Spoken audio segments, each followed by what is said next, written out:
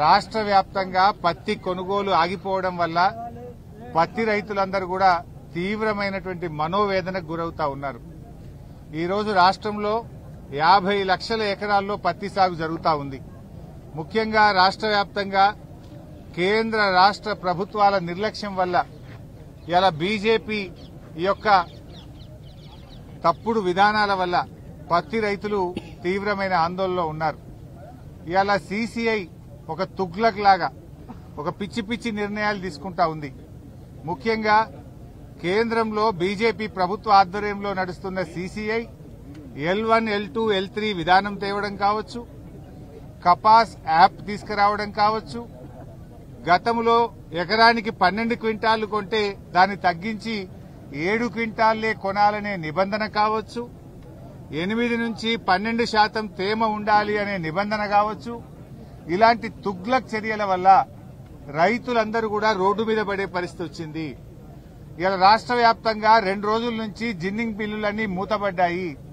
పత్తి కొనుగోలు ఎక్కడికక్కడ నిలిచిపోయింది. దాంతో రాష్ట్రంలోని పత్తి రైతులంతా కూడా అయోమయమైనటువంటి పరిస్థితుల్లో ఉన్నారు. ఇలా రైతులకు పత్తి అమ్ముకోవడానికి అవకాశం లేక అడ్డగోలుగా దళార్లకు అమ్ముకోవాల్సి వస్తా ఉంది. పత్తి మద్దతు ధర 8,100 రూపాయలు. కానీ ఈరోజు పత్తి కేవలం 6,000 రూపాయలకు మాత్రమే రైతులు అమ్ముకుంటున్న పరిస్థితి. ఓ క్వింటాల్ మీద 2,000 రూపాయలు ఇలా పత్తి రైతులు నష్టపోతా ఉన్నారు. ప్రభుత్వమేమో మాటల్లో కేంద్ర రాష్ట్ర ప్రభుత్వాలు రైతులకు అరచేతిలో వైకుంఠం చూపిస్తున్నారు, చేతల్లో నరకం చూపిస్తా ఉన్నారు. ఇలా ఒకవైపు అకాల వర్షాల వల్ల తుఫాన్ల వల్ల రైతులు నష్టపోయారు. ఆ రైతుల్ని ఆదుకోవాల్సింది పోయి తుగ్లక్ నిబంధనలు తెచ్చి రైతుల్ని ఇంకా నిండా ముంచుతున్నది కాంగ్రెస్ బీజేపీ ప్రభుత్వాలు. రేవంత్ రెడ్డి పొద్దున్న లేస్తే ఢిల్లీకి పోతాడు. నువ్వు 60 సార్లు ఢిల్లీకి పోయినావు కదా రేవంత్ రెడ్డి గారు. ఈ పత్తి రైతుల సమస్య కేంద్ర ప్రభుత్వానికి చెప్పడానికి నీకు ఓపిక లేదా? నీకు సమయం చిక్కలేదా? ఢిల్లీకి మూటలు మోయడమే తప్ప రాష్ట్రంలో పత్తి రైతుల బాధల్ని కేంద్ర ప్రభుత్వానికి చెప్పే ఓపిక నీకు లేదా? సమయం నీకు లేదా అని నేను అడుగుతా ఉన్నా. 60 సార్లు పోయినావు కదా ఢిల్లీకి. ఏం చేస్తున్నట్టు నువ్వు? బడే బైతో నీకు మంచి సంబంధాలే ఉన్నాయి కదా. మరి చోటే బై పోయి ఆ బడే బైని కలిసి ఈ పత్తి కొనండి, మా పత్తి రైతుల నిబంధనలు సవరించండి అని చెప్పాల్సిన బాధ్యత నీకు లేదా రేవంత్ రెడ్డి అని నేను అడుగుతా ఉన్నా.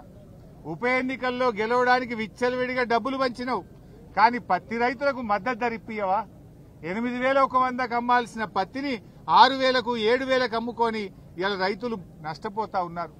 ఒకవైపు అకాల వర్షాలతో పంట దిగుబడి తగ్గిపోయింది, పత్తి చేన్లన్నీ దెబ్బతిన్నాయి. ఆ పండిన పత్తి కూడా కొనే దిక్కులేక పెట్టిన పెట్టుబడి రాక ఇలా రైతులు ఆత్మహత్య చేసుకునే పరిస్థితులు ఏర్పడతా ఉన్నాయి. మేము కేంద్ర ప్రభుత్వాన్ని కూడా డిమాండ్ చేస్తా ఉన్నాం, మీరు పెట్టిన L1, L2, L3 విధానాన్ని రద్దు చేయండి, 8 నుంచి 12% తేమ విధానాన్ని సవరించండి, అదేవిధంగా ఈ కపాస్ యాప్ను రద్దు చేయండి. రైతులకు ఎవరికి స్మార్ట్ ఫోన్లు ఉండవు. కపాస్ యాప్లో అందరూ కూడా నమోదు చేసుకోవాలంటే సిగ్నల్ ఉండదు, స్మార్ట్ ఫోన్లు ఉండవు. ఆ రైతులకు ఇబ్బంది అవుతా ఉంది, దాన్ని రద్దు చేయండి. పోయిన సంవత్సరం ఏ పద్ధతిలో అయితే ఒక ఎకరాకు 12 క్వింటాళ్ల పత్తి కొనరో ఈ సంవత్సరం కూడా అదే పద్ధతుల్లో 12 క్వింటాళ్ల పత్తి కొనాలని చెప్పి నేను బీజేపీ ప్రభుత్వాన్ని డిమాండ్ చేస్తా ఉన్నా. ముఖ్యంగా 8 మంది బీజేపీ ఎంపీలు గెలిచారు. ఏం చేస్తున్నారు మీరు? 8 మంది బీజేపీ ఎంపీలు కేంద్రం మీద ఒత్తిడి తేవాల్సిన బాధ్యత లేదా? పత్తి రైతులు ఆత్మహత్యలు చేసుకుంటే మీకు కనికరం లేదా అని నేను అడుగుతా ఉన్నా. ఈరోజు ఈ 8 మంది ఎంపీల పరిస్థితి ఎట్లుందంటే ఆ పంట పొలాల్లో ఉండే దిష్టి బొమ్మలు మీకంటే నయం. కనీసం ఆ దిష్టి బొమ్మలన్నా ఆ కోతులు రాకుండానో, అడవి పందులు రాకుండానో, పక్షులు రాకుండానో ఆ దిష్టి బొమ్మలు పనిచేస్తాయి. మీరేం లాభం? 8 మంది ఎంపీలు గెలిచి ఒక్కసారి నోరు విప్పరు, పత్తి రైతుల గురించి మాట్లాడరు, కేంద్ర ప్రభుత్వాన్ని ప్రశ్నించరు. ఇక 8 మంది కాంగ్రెస్ ఎంపీలు గెలిచిండ్రు, ఎంతసేపు కేసీఆర్ ను తిట్టుడు, బీఆర్ఎస్ ను తిట్టుడే.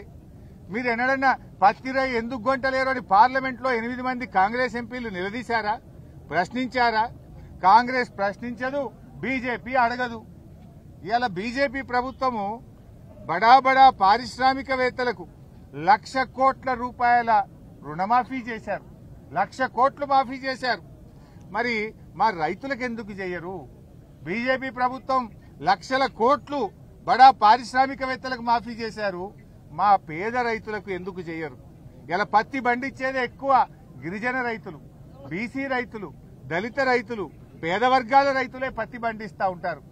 ఇలా కేంద్ర ప్రభుత్వం ఎట్లుందంటే విదేశాల నుంచి పత్తి దిగుమతి చేసుకుంటే అక్కడ మాత్రం నిబంధనలు సవరించి 11% ఏదైతే పత్తి మీద ట్యాక్స్ ఉండనో దాన్ని రద్దు చేశారు.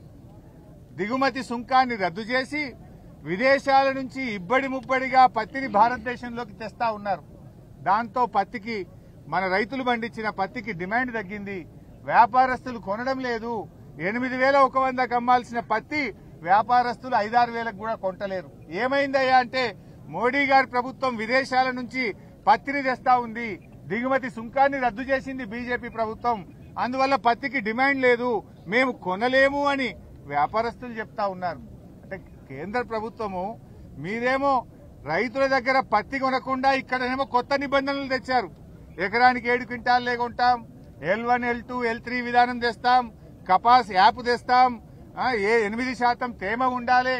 ఇక్కడ పండించిన పంట కొనకుండానేమో రైతుల దగ్గర సీసీఐ కొనకుండా ఇక్కడ నిబంధనలు కఠినతరం చేస్తారు. విదేశాల నుంచి పత్తి తేవడానికేమో నిబంధనలను సులభతరం చేస్తారు.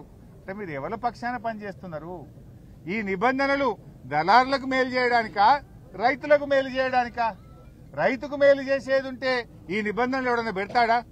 మీరెవరి కోసం పనిచేస్తున్నారు? బడా పారిశ్రామికవేత్తల కోసం పనిచేస్తున్నారు, దళారుల కోసం పనిచేస్తా ఉన్నారు. పేద రైతుల గురించి పట్టించుకున్న పాపాన మీరు పోవడం లేదు. ఇది చాలా దుర్మార్గమైనటువంటిది.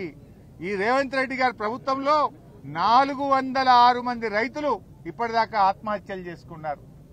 రేవంత్ రెడ్డి ప్రభుత్వంలో బస్ ఛార్జీలు పెరిగినట్టు రైతుల మీద లాఠీ ఛార్జీలు పెరుగుతా ఉన్నాయి, రైతుల ఆత్మహత్యలు పెరుగుతా ఉన్నాయి తప్ప రైతులకు ఎక్కడ మేలు జరుగుతలేదు.